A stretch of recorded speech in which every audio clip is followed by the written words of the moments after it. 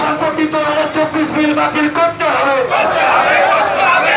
সংশোধনী 2024 বিল বাতিল চলে।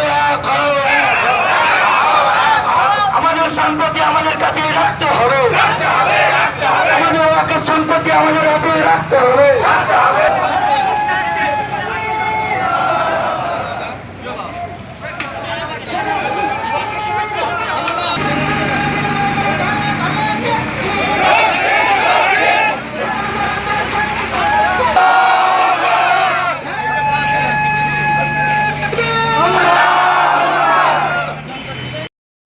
আজকে আপনারা পথে নেমেছেন মুসলিম সমাজের মানুষজন ওয়াকফ বোর্ডের প্রতিবাদে।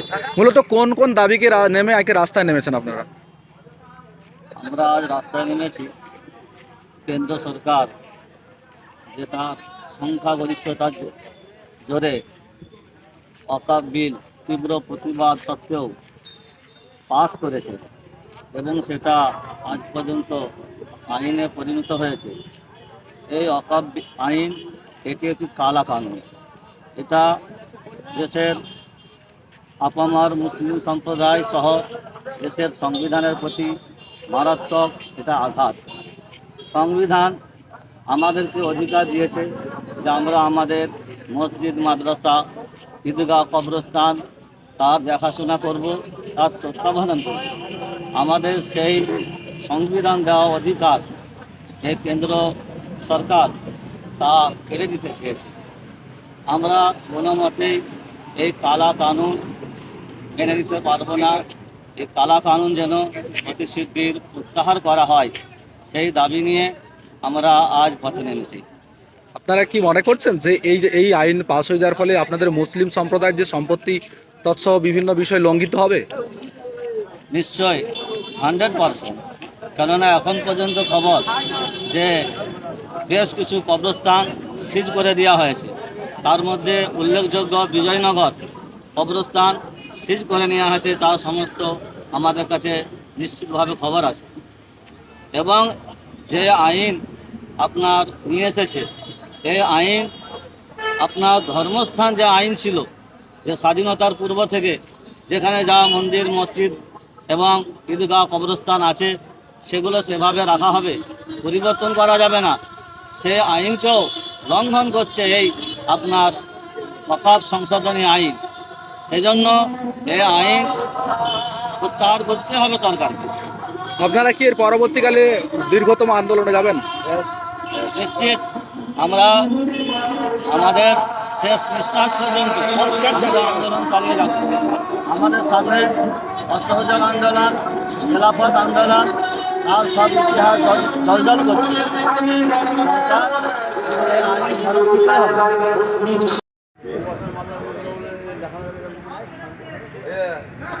মাদ্রাসা মিসবাউল উলুম গেটটা ভাঙা, যে নতুন গেট।